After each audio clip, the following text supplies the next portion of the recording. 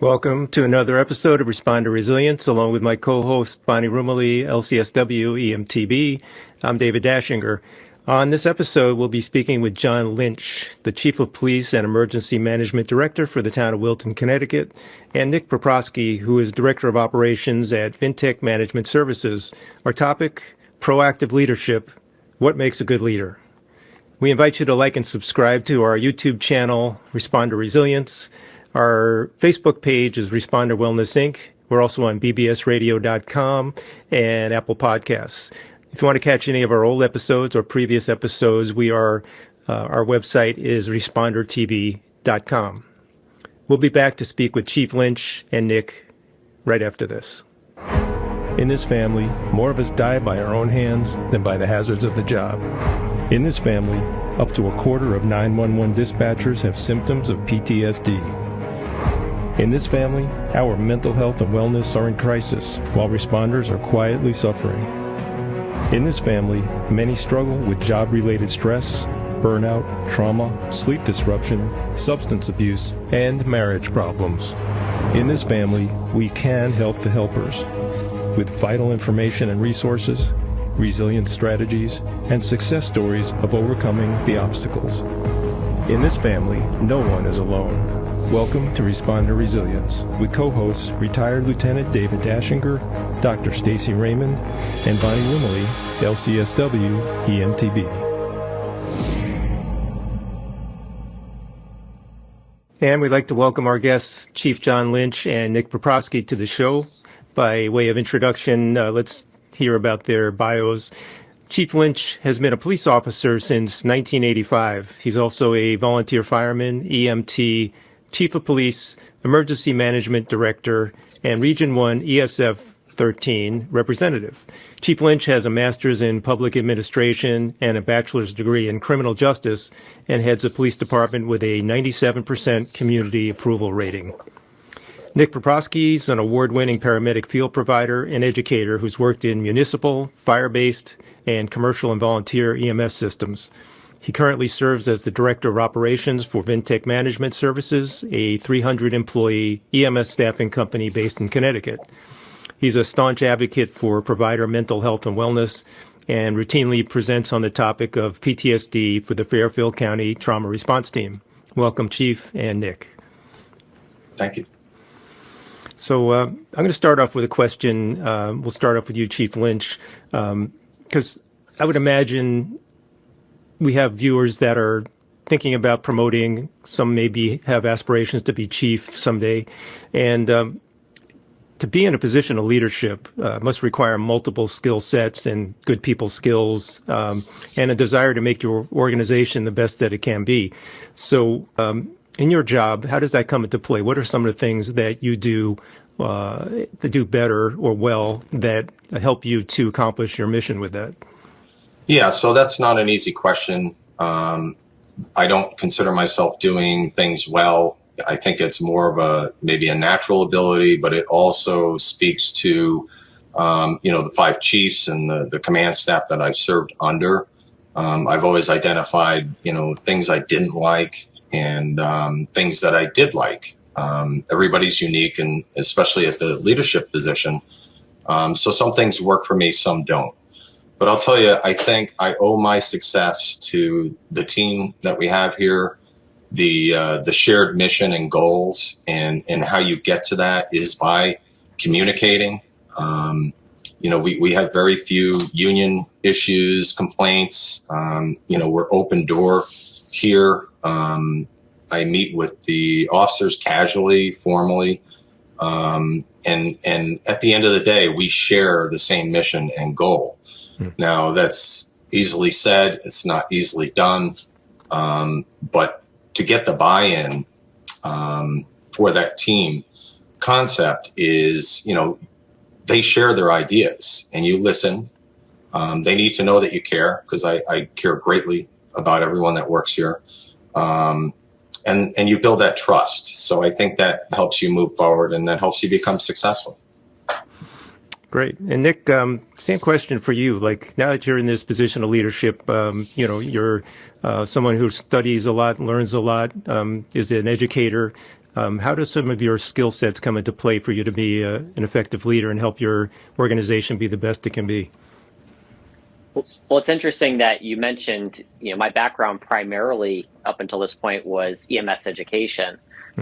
And I find that, especially when I'm working with the supervisors that report to me, a lot of what I end up doing falls under the purview of education or mentorship. They're both closely related. I think when we think of education, we think of the instructor at the front of the classroom, reading off a rubric, delivering material. I look at it more from the standpoint of, my site managers will encounter a problem, and maybe it's a problem that I've encountered before. Rather than just solving it for them, I look at it as an opportunity to coach them through it. I like to ask the question, what challenges are you going to face this week? What's your plan for handling them, and what can I do to help? It's kind of a typical three questions I lay out when someone comes to me with a problem. So the education background, I think, really helped me because I think when we get to a leadership position, our previous experience primes us to act in a certain way. So I guess I'm biased towards looking at every problem we encounter as, oh, this is a teaching opportunity, or this is a learning opportunity, or most likely both. So that's the lens that I tend to work through. And there's pluses and minuses to having that background, and pluses and minuses to using that set of tools. I think it serves us well kind of in the modern culture that tends to be, or seems to be, rejecting a little bit of the previous paramilitary background that the EMS service basically got from the fire service, which adopted it from the military. So instead of this, I'm just going to stand up here and direct you what to do. Again, I look at it more like a collaborative approach to problem solving. And if someone is aspiring to be a leader, become comfortable with teaching. I think one of the things that the fire service does right is requiring fire officers to take fire service instructor first, because when you're a new lieutenant and you're directly working with your crew, a lot of your responsibility is teaching your crew and helping them to perfect their skills. So it's such a fundamental skill set, being able to take something, look at a problem, develop a learning objective, and create content or develop a lesson plan that'll help achieve those objectives. It's if you can get comfortable with that process, you can take that template and apply it to a lot of the problems you're going to encounter in a leadership position. So speaking as a leader at my EMS agency, I've learned that surrounding yourself with good people is the most important thing. Having good officers underneath you, having wonderful members that you accept into your organization or that you hire. I was wondering if you could talk a little bit about that, John. You had touched on it before briefly, but I was wondering if you could speak to that a little bit more. Yeah, so you always want to hire the best. Unfortunately, you don't always know who you're hiring. Everybody has a different personality. It's the mission and the goal. Everybody should be focused on the mission and goal, and how you establish that is taking everybody's ideas and also understanding your community needs, but sharing that with them. And so in many cases you may work with an officer that may not be fulfilling that mission. So you need to select your field training people representative of your mission and goals. You also need to make sure that the officers understand that if somebody is doing something wrong, we need to correct that. We can't allow that to continue. Unfortunately, one bad incident or one perceived negative paints the entire department in that light. Yeah, I just was actually going to kind of build on that and ask a little bit of question. In general, when you see a department that has a high-profile incident, do you think that most of the public judgment ends up landing on the officer's actions or the EMT or the firefighter's actions, or is there more judgment in how the department handles it? So, unfortunately, policing has experienced a lot of public societal disdain based upon, those focused incidents. The Wilton Police Department and the departments in this area, we were progressive. We make sure we have the resources and tools, and our policies are, we're accredited. So we had a lot of what was being called for in place already.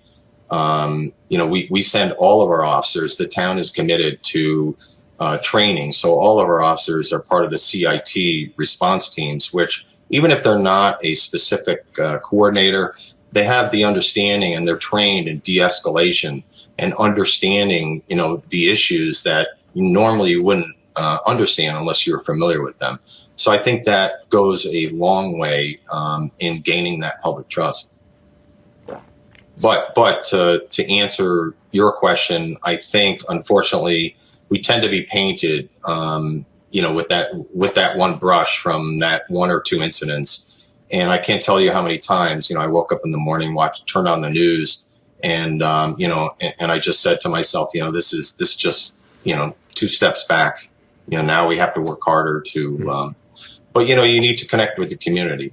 So when we went through all of that police accountability, and rightfully so, it gave us the opportunity to prove to our community and the public that we're doing the right thing. We're working with you.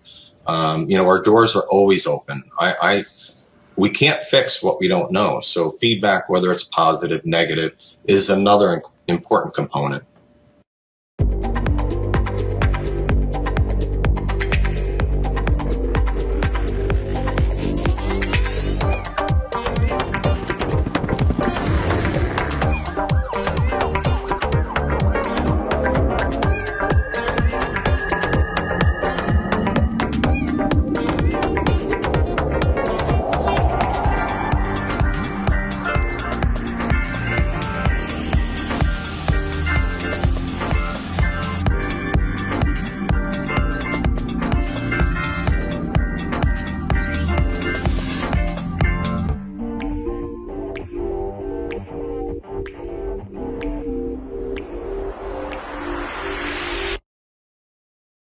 Having come from the firehouse culture that I have come from, the kitchen table and the locker room are places where a lot of heated discussions and debates happen as far as how the leadership is, how they're doing, right? Are they doing a good job? What they could be doing better with how they screwed up, and as leaders, how do you stay in touch with your members? I know both of you attend the Friday Fairfield County Trauma Response Team peer support group.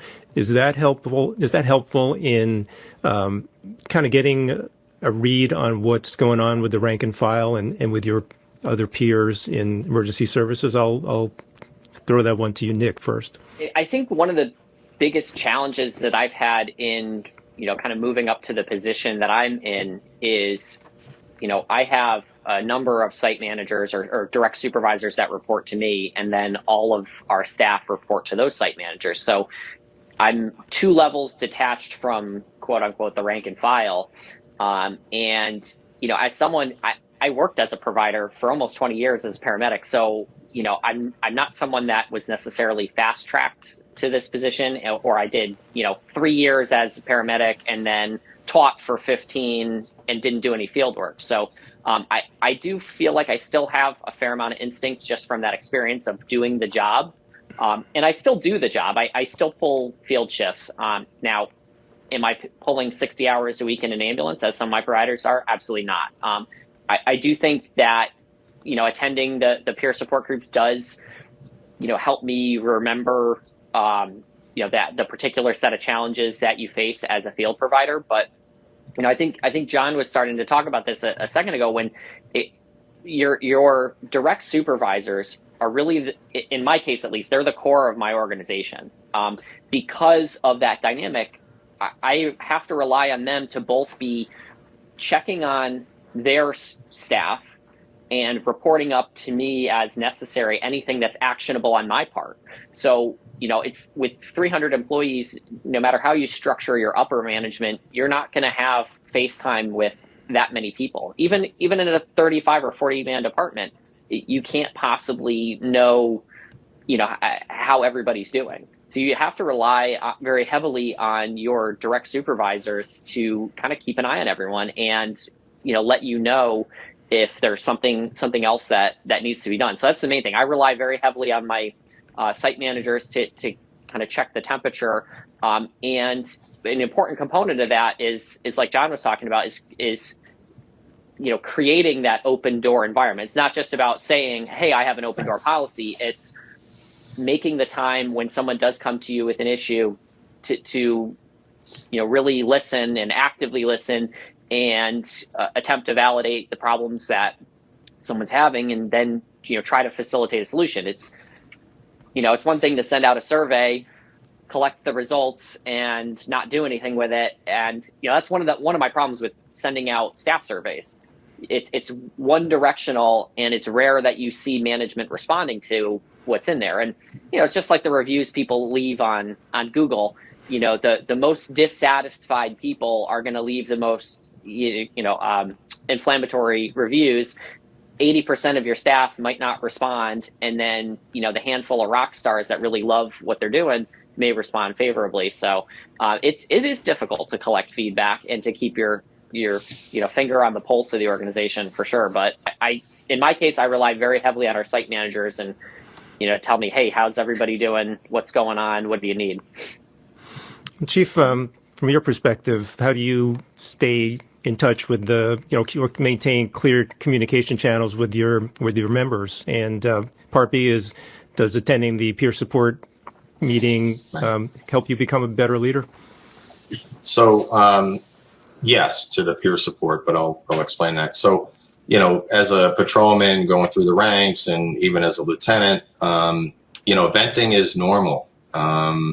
You need to vent. I did my fair share of it. Did I mean everything? No, it's frustration. It's venting. And to Nick's point is that you definitely need to have that open communication, especially like you mentioned, your staff people, boots on the ground kind of. The sergeants fill that role for us.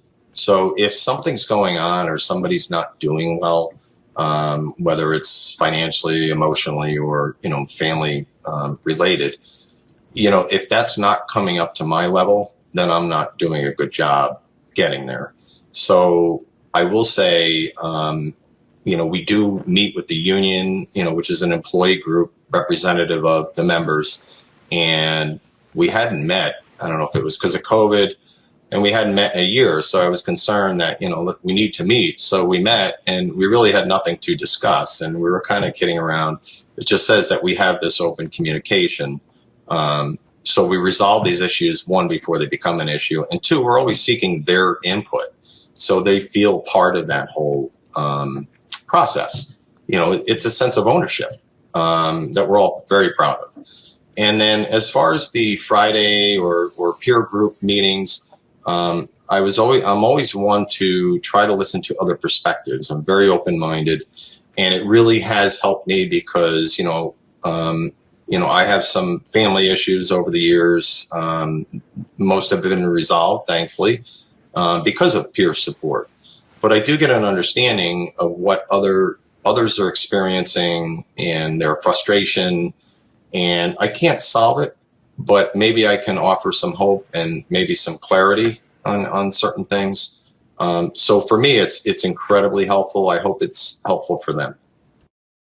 Fairfield County Trauma Response Team is a nonprofit alliance of mental health professionals dedicated to helping first responders heal from trauma, tragedy, and stress. We help as they manage community crises and the everyday demands of ensuring public health and safety.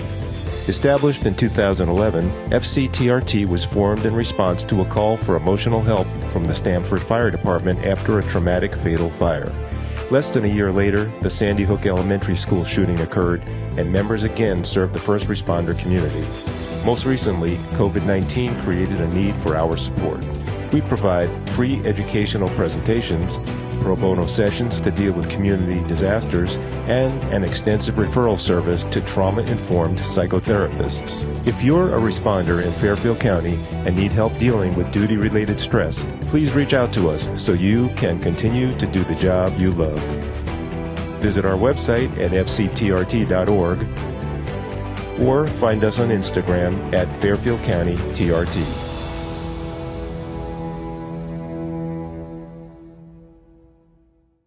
I know as a leader in my organization, I try to focus on finding compassion for the members. And when they come with a problem, whether it's personal, professional, finding that understanding as to how they really feel and truly listening. I think being a good listener is so important in our roles, because if someone gets the idea that you don't care, they're never going to talk to you again.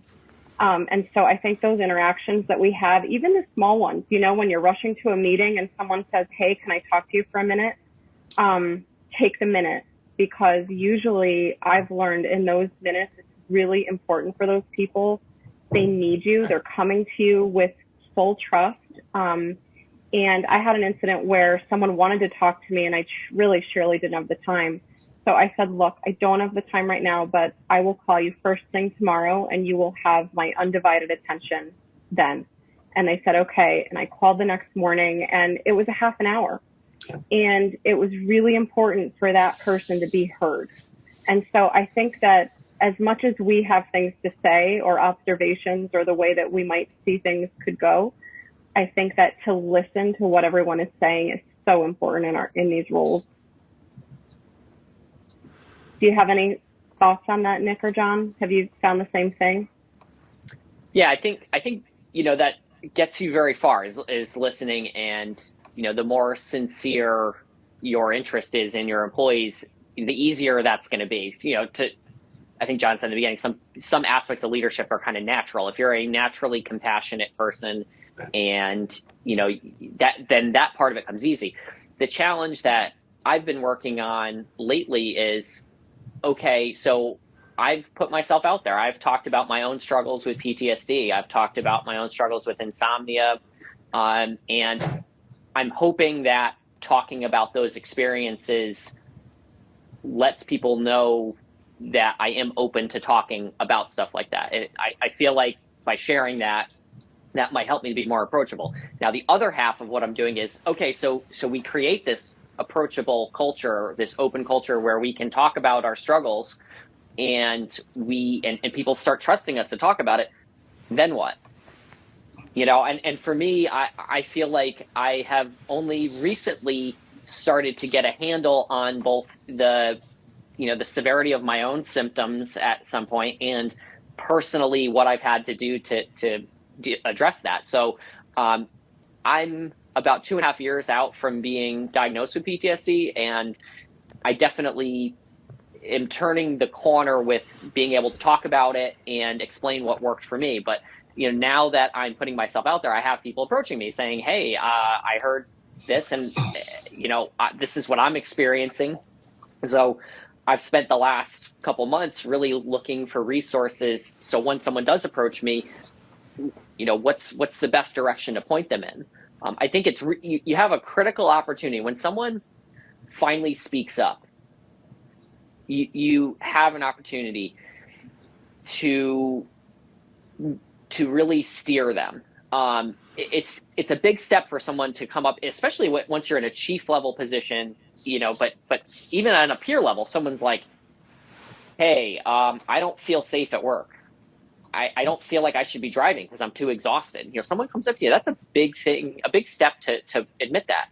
But then it's like, what do you do? You know, so a lot of it is becoming aware of what programs are available. You know, I think an immediate step that administrators need to consider is when someone comes to you with that level of issue, an immediate step is like, let's get you out of the fire.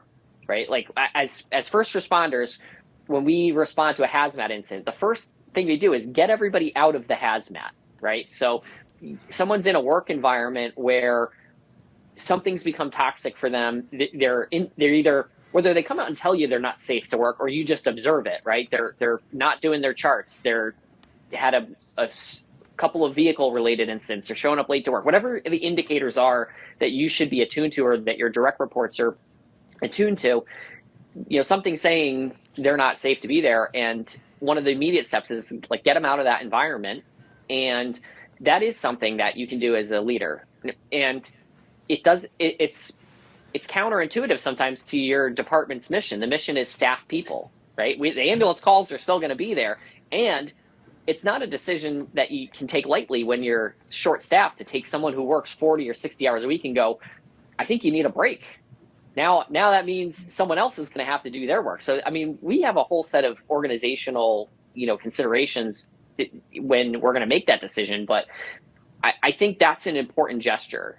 If you say, hey, like, first and foremost, why don't you take a week off? Whatever we need to do to make that happen. Connecticut has the Paid Leave Act. Your department, if it's union, has different avenues. But we have to be aware of how to make all of that happen, because the last thing that someone needs when they're that desperate is for them to say, oh, here's a 3-page document from the state of Connecticut that you have to fill out if you want to get paid 70% of what you were making so you could take some time off. No, I'm going to handle all of that, right? Like, I'm going to do that for you.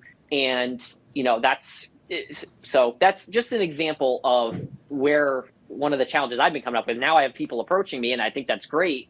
And I have some instinct now, I can speak from my own experiences, but now I'm learning the next tier of what resources are available and what are some best practices at my level then to address it. Because it's like the floodgates are opening. Now that it's okay to talk about PTSD, I have people that, are like, I've probably been dealing with this for 10 years. I've been a paramedic for 25 or 30 years. So I think we've got a lot of catching up to do. It's going to be overwhelming for a while. Do you have any thoughts on that, John? Yeah, it's such a complicated issue. Again, everybody reacts differently to the stress. You may have employees that rely on the overtime, the full payment, and even if you remove them from it, then they feel even more isolated. So a big focus, and Nick has great points. You have to be able to have those resources in place. A lot of departments, especially yours, I think, Nick, you operate as a business, you need to make money in order to pay the bills. So you need to cut, and we've been cutting for quite some time. So you have to advocate for that funding and those programs. And I think the legislators are working, they're understanding it a little more. And they're starting to, provide grant money and services to those people that are in need. But again, the communication, so that's fantastic that they're comfortable bringing forward, but what's next? That question is, what's next? We all have EAP programs, which are fantastic. It's an acronym, most. It's very important. I think we're making the right steps now. In the state of Connecticut for policing. I know fire and EMS are doing the same. Having these peer support groups built in. I think a lot of employees in the emergency services don't necessarily want to speak with somebody from their own service. They're more comfortable going outside. I propose, each department's establish their peer groups, which they have. But having a statewide network or a regional network.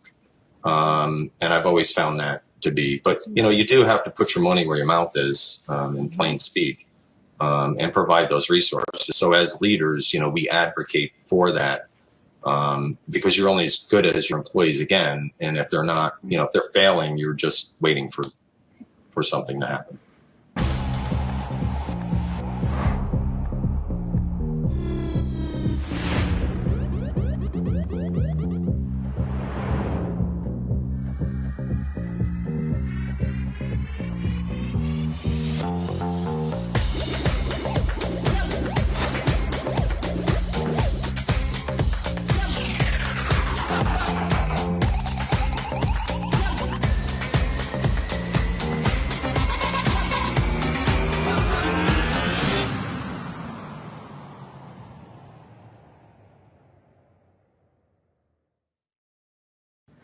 I think we're very fortunate in this area to have our team, the Fairfield County Trauma Response Team, because we're 24 therapists all over Fairfield County, and it's a great referral source for departments. And I would say a lot of the departments are aware of us, use us, and that's a wonderful resource for a leader to say, I'm concerned about this employee, this volunteer, and where we can refer them out and actually connect them to help. So if someone doesn't want to go through the EAP because they're concerned for whatever reason, there are other avenues. There are private therapists who see first responders. So I think that's great as leaders to have all of those options available. And again, confidentiality is very important. So even if you do send someone for therapies, that's between you and that person. And they have to know that that's not going to be used against them in any way, because they have come to you in such confidence and vulnerability. And I think we owe it to them to be confidential and to do our best to get them help and to not be punitive about it. I know there are certain scenarios where we may have to be punitive or deliver consequences because we're leaders, which isn't the fun part at all. But I think that if we approach it more as, how can I help you and make this better? People really do better with that. And we're more likely to get them back, and then they won't be saying, well, this institution abandoned me or they ignored me when I was struggling.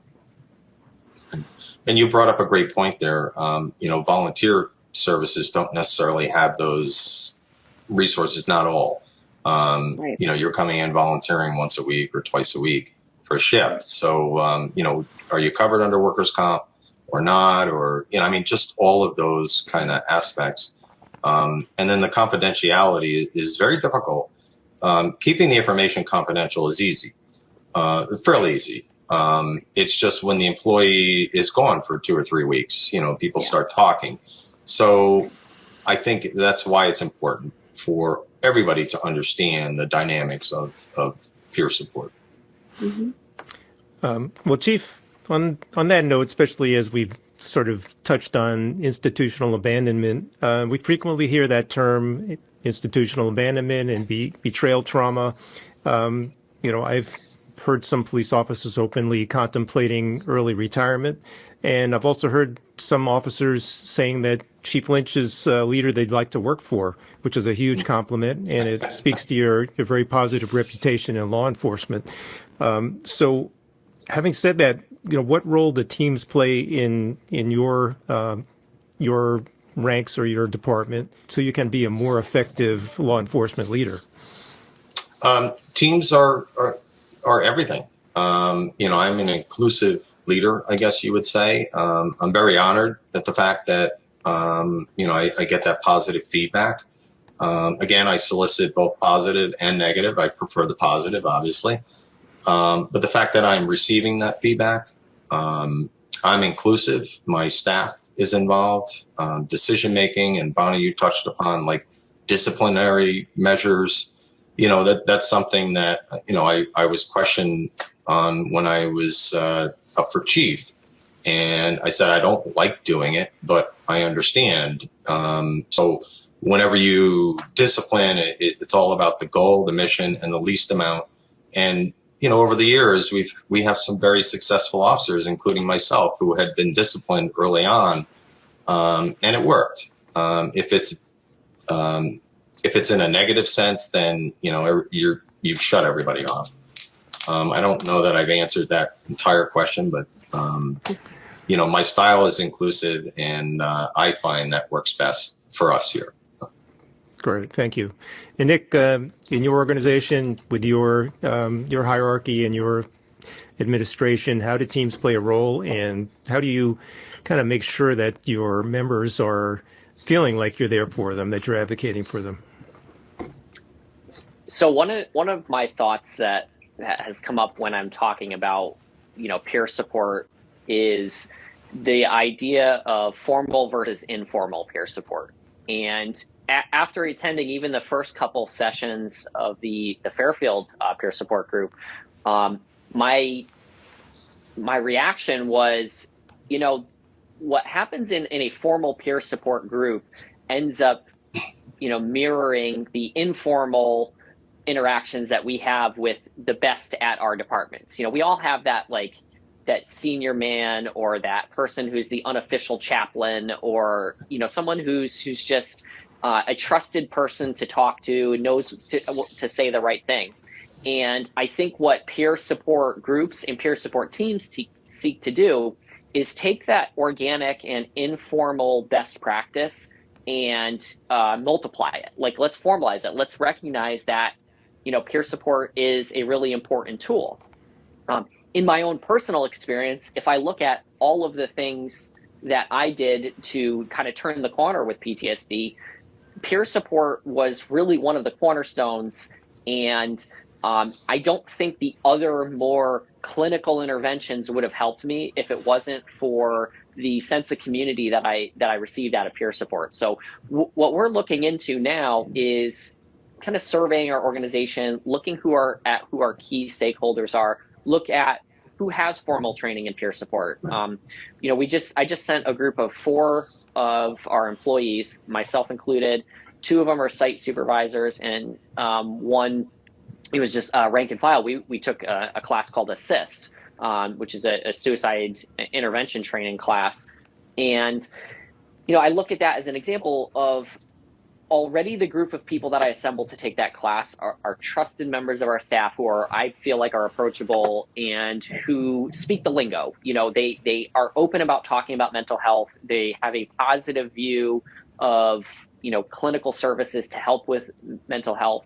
But by taking what they have a natural aptitude for and putting them through formal training in that, it allows them to cement those skills that they have kind of cultivated, I don't want to say accidentally, but organically. So there's a lot of value in putting your staff through more formal training, developing a more formal program. The other thing that I feel like a peer support team, what I'm looking to get out of a peer support team when we implement one here at my company, is to standardize the language or the lingo. And I think we haven't had the vocabulary to talk about PTSD prior to the last couple years. We would just talk about like, hey, what's wrong with Bud? Bud's got some issues, or, stay away from Bud. It's a Saturday. He was out on Friday. We didn't have language, and by taking these classes and being involved with these different programs, when I say to someone, hey, someone's having, I think we have a turning point for this person, and that's terminology out of the ASSIST program. And when I assemble a group of people and we're trying to help someone and perform an intervention, having that common language to be able to, it helps us to coordinate more effectively. And rather than, peer support being this accidental thing that happens occasionally, by creating a team, sending people for training, and it sends the top-down message that this is important. We're not just going to wait around for this to happen accidentally. No, this is something that, we are supportive of and we're trying to facilitate. So I think that's the real genius of a peer support team, is you take what happens sometimes accidentally and just formalize it and say, no, this is an important part of this institution and we're going to support these efforts. Very valid points, Nick. The terminology, the process, it becomes almost a routine where it's more comfortable and people are more likely to use it. And you're not reflecting on the negative words or terms. You just said the word routine, and I think that's so important, because think about it. If we responded to a heart attack and we looked at the monitor and we're like, oh my God, we're all like, what do we do? And we're just, and we're all looking at each other and whispering, and we're disorganized. What is the patient going to perceive at that point as, we're supposed to be the experts. So, right. By making, first responders routinely get PTSD. We're not talking about prevention. That's a whole nother story. We could do a whole podcast on that. But what we're talking about is responding to someone who has, these, symptoms. And by having a team that routinely handles this or has some training, it takes the, oh my God, what do we do? My coworker just told me they're suicidal. What do I do? The only thing I'm trained to do is bring them to the hospital, and then that's for someone else to deal with, turf it, pass the buck. If you can formalize this training and your process and the terminology, and you are able to cultivate a group of people who now have some experience. This isn't the first coworker that told you they're suicidal. And you have some routine, so your facial expression be like, I'm really sorry that you're feeling that, but we're going to help you. And to have the confidence to go, when I say I'm going to help you, it's not a platitude. I'm not just trying to, say like something, those words have meaning when you have successfully helped other people and you're speaking from a position of experience. When I have a patient that's like, I'm scared, I don't know what's going on, I say, listen, I have you, I got you. And, I said this to a patient yesterday, they're having a really high heart rate. And I looked at the monitor, I'm like, I've dealt with this 20 times before. I have a medication that's going to fix this. And I have the confidence to say, you're going to be okay. I can't say that to all patients, but in this case, and a patient or a employee that comes to you and says, I'm having thoughts of suicide, we can do something about that. And especially taking this class, I can't say enough good things about it. It was 2 days of flat out talking about suicide. We must have said the word 10,000 times, it feels like, in 2 days. And it takes a lot of the power out of it. Like when you start talking about it, by the end of in the beginning, you're like whispering about it. At the end, you're like, are you suicidal? Like you feel comfortable asking that question. And then when they give you anything other than, no, I'm totally fine. If they give you either a affirmative yes or they're probably thinking that way, we have a game plan. So I really like the fact that you said, that this stuff should be routine. I think it takes a lot of the whispers out of it. Like, oh my God, this so-and-so is dealing with this kind of thing. It's like, no, we all can potentially have to deal with some level of mental health issue in this field in particular. And that's okay. And we have a group of people who are dedicated to helping you, and they have experience, and they have the resources and the confidence. That means so much. If someone comes into our peer support group and is like, man, I'm really struggling, and you have a retired captain from FDNY, and you got, but people with credentials 10,000 times what mine are, going, wow, that's terrible what you're dealing with, but we've seen this before, some of us personally, and we can help you. Like, that's really, really powerful when you can get to that point. Mm-hmm. Yeah, and I think it's more prevalent than we've identified. Our mission at Responder Wellness, Inc. is to subsidize or provide free of charge safety equipment and wellness services to first responders, including police officers, firefighters, EMS personnel, and 911 operators throughout Connecticut. Resources include scholarships to train new EMTs, a responder and veteran-only AA group in Danbury, Connecticut, as well as police vests, a fire and EMS boot program, yoga classes, gym memberships, and T-shirts. The founder of Responder Wellness, Inc. co-leads a peer support group sponsored by Fairfield County Trauma Response Team. Responder Wellness, Inc. is a nonprofit 501c3. Find us on the web at responderwellness.org, on Facebook at Responder Wellness, Inc., or email us responderwellness@gmail.com. Responder Wellness, Inc., putting responders first. I think that's some of the shift in the culture that we're all a part of here, right? We're being the change and having peer support groups and talking openly about therapy and PTSD, PTSI. And I think we're part of that change. And I think we, even in the course of our short careers, compared to the trajectory of how long these professions have been around, have seen a huge change. I mean, it's just so different now. And thankfully, I think that we're getting to a place where this is just common and people talk about it in the room at the table, whereas no one would have talked about it at that table 20, 30 years ago.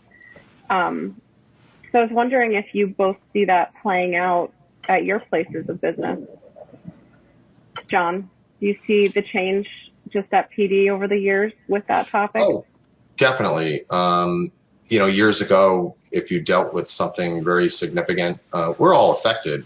Every call, there is an emotional component, and you just store it, and you store it, and you store it, and then it starts affecting you and your family life. You're bringing it home.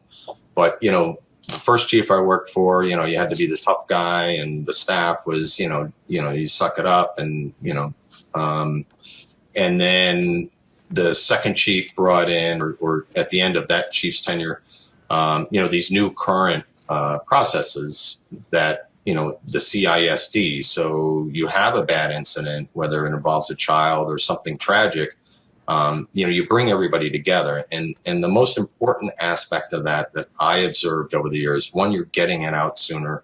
You're discussing it among your peers, people who are on scene. And it just amazed me how everybody saw it differently. The person you would think was the least affected, and you're thinking they weren't even there. Well, they were the most affected. So that brings you together to talk about it, and it tells you you're not alone.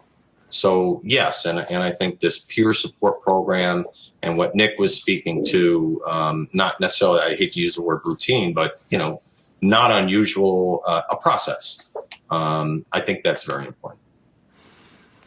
Let's change gears here a little bit, and a lot of people out there in our emergency services are looking to promote up from the line, or be an officer looking to promote up the chain of command.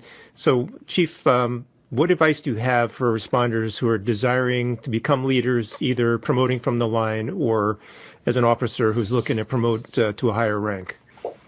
Sure. First and foremost is, hey, we're going to make mistakes. You may have been suspended for something, and you still have a career. It's not the end of the world. You overcome that. But first, you have to be interested in that position. You have to be interested in it for the right reasons, not just benefits or salary or that kind of thing. And if it is right for you, you need to study. You need to follow the process. That's exactly what I did. And actually, I don't know if it's a mixed blessing. I skipped over sergeant went right to lieutenant. It was all a timing thing. But I'm just saying, I studied and I spent an hour every day just studying. So I tell that to them, and then when you sit down to take the process, you're relaxed, you're more comfortable, you're more knowledgeable. But yeah, aspire. So as soon as you, let's say, become the next level, a sergeant, you should be looking towards your future. Some are just very comfortable in their existing role. It's not for everybody. You have to deal with people, and it adds a whole different dynamic to your job. Nick, in your organization, how do you mentor people that are looking to move up or become supervisors in your chain of command? The first thing I tell people is, if you think that there's even a distinct possibility that you might be interested in promoting, it's never too soon to start preparing for that. I've seen people over the years go 20-something years in a career, and I'm not saying you can't then at that point get serious about it. I've seen plenty of examples of that as well, but there was a lot of wasted opportunity if you spend 20 years, filling a field position or a line position and don't take advantage of any of the training programs that are out there, or reading or learning. I think it's completely reasonable as a brand new paramedic to start thinking about, at some point, you'd like to be a supervisor or even more than that. Along those lines, then, the next thing I would tell someone is in particular, your communication now is going to be something that you need to start honing and developing, and will be a reflection on you when you start that promotional process. Meaning, every email that you send, every meeting that you participate in and speak at is an opportunity to demonstrate that you have the communication skills to be a leader. I think that's the number one thing that I select for, or I see gets naturally selected for when I look around at my peers and other people that have been promoted. Being able to read and write well is probably one of the most important foundational skills, because you can have the right ideas, you can have great clinical ability, but let's face it, as a leader, you need to be able to communicate all of those things. And something as simple as, if you're going to respond to an email from your boss, rather than a couple short phrases with no punctuation that may deliver the point, say, "Dear Chief, I just want to make you aware of an incident that happened," and like writing incident reports, for example. So I would tell people to just start realizing that your conduct as a paramedic or as a firefighter or as a patrol officer, I'm sure, is going to start to reflect what your leadership abilities are. So it's not like you can just be like, well, I'm going to do my 5 years and just flip a switch and be like, okay, well, now I'm going to start trying to be a lieutenant. The time to start is as soon as you have an interest. Yeah, we've seen that, right? We've seen people that are preparing well in advance and people that are waiting until the test date is posted and then all of a sudden start doing projects around the firehouse or around the station and doing things to get noticed, and it's probably too late in the game to be effective. So, Chief, what were you going to say? No, I was going to say those are excellent points. Start, because you can be the best cop or the best paramedic or EMT, doesn't necessarily make you a great supervisor.